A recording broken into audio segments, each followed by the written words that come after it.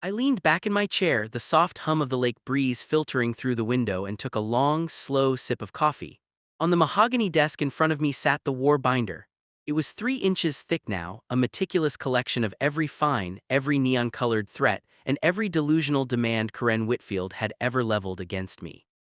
Most people see a person like Karen, the self-appointed lake president, and they see a monster. I just saw a bad investment.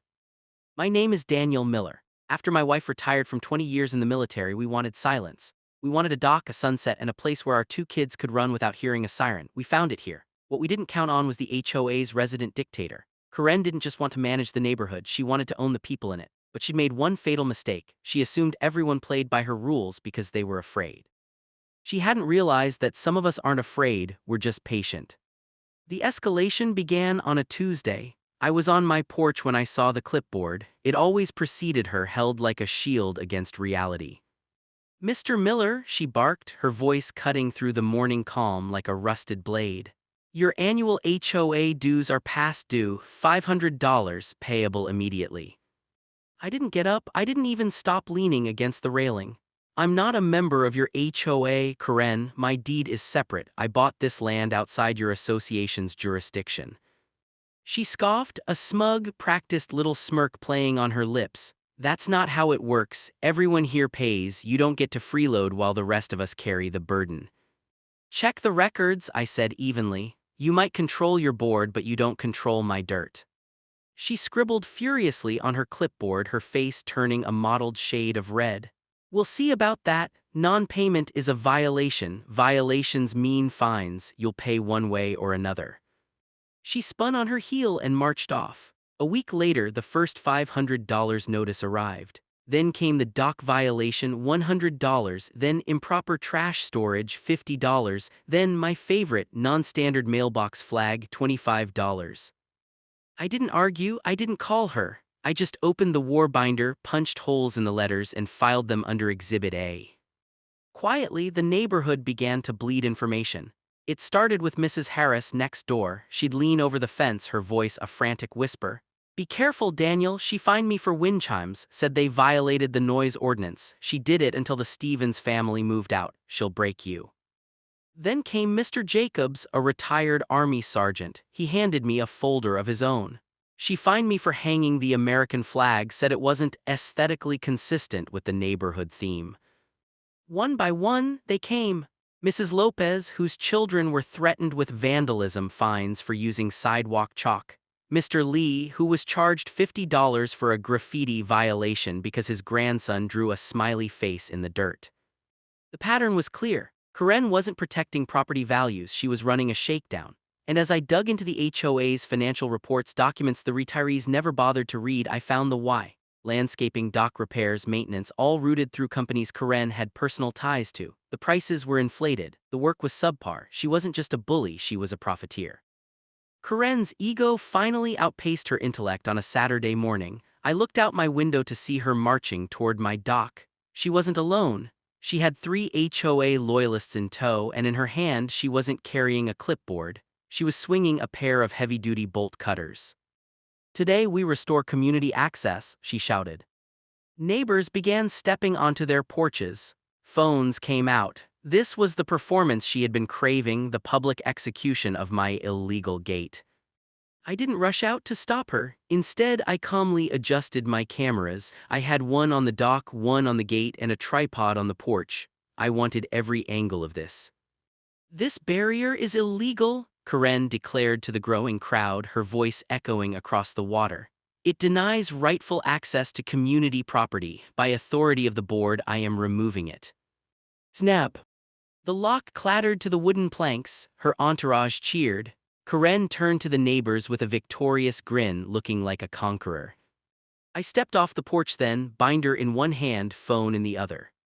"Thank you for the performance, Karen," I said. My voice was low, devoid of the anger she expected. "Every second was recorded. Every witness here saw you destroy my private property." "You can't call it destruction when it was never yours," she hissed. "We'll let the sheriff decide that," I replied, clicking a button on my phone. "Because as of 5 minutes ago, I called the authorities to report a trespassing and a felony vandalism in progress." The grin on her face didn't just fade, it curdled. 10 minutes later, the flashing blue and red lights cut through the afternoon sun. A cruiser pulled into my driveway. Karen immediately lunged toward the officer, her arms waving like a frantic bird. "Officer, thank God you're here. This man refuses to follow community rules. He's blocking access, ignoring notices, and refusing mandatory membership. He's a menace to the neighborhood." The officer, a veteran deputy named Miller, no relation, looked at the broken lock on the ground, then at the red-faced woman screaming in his ear. He looked at me. "Sir, your side." I didn't raise my voice, I didn't point fingers. I simply opened the warbinder and handed him a laminated copy of my deed and a surveyor's map. "Officer, this land isn't part of the HOA. My deed is separate. Furthermore," I pointed to the map, "this community access road Karen keeps claiming, it actually crosses my parcel line. On paper, the road the HOA uses to get to the lake technically belongs to me. I've been allowing them to use it out of courtesy. A courtesy that ended the moment she brought bolt cutters onto my land." The officer flipped through the papers, his brow furrowed. He looked at the deed, then at the map, then back at Karen. "Ma'am," the officer said, his voice dropping an octave, "is this true?" Karen's smug smile was gone, her jaw dropped. The bylaws say."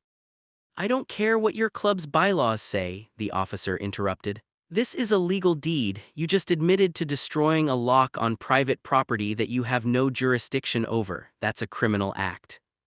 The silence that followed was heavy. The neighbors, who had been cowed by this woman for years, began to move closer. They weren't whispering anymore.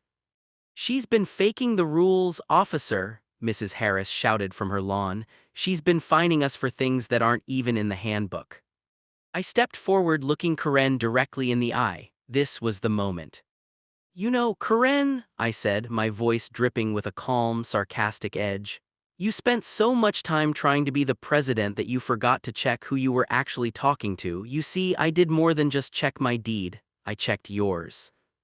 Karen froze.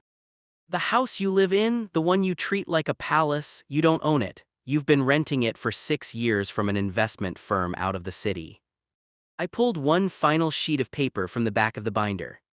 "2 months ago, I bought that investment firm's local portfolio, including your house. So, Karen, you're not just standing on my land, you're standing on property owned by your new landlord." The blood drained from her face so fast I thought she might faint. The clipboard slipped from her hand, clattering onto the pavement. The lake president was suddenly just a tenant who had spent the last year harassing the man who signed her lease. "I've already had my attorney draft the paperwork," I continued, handing a final envelope to the officer to witness. "Due to your criminal activity on the property and your multiple violations of the peaceful enjoyment clause in your lease, not to mention the felony vandalism you just committed, consider this your 30-day notice to vacate." The neighbors didn't just cheer, they roared. Karen looked around at the faces of the people she had bullied, the officer who was now reaching for his handcuffs, and finally at me. For the first time, she had nothing to say. No bylaws, no clipboards, no power. I turned back toward my porch, the war binder tucked under my arm.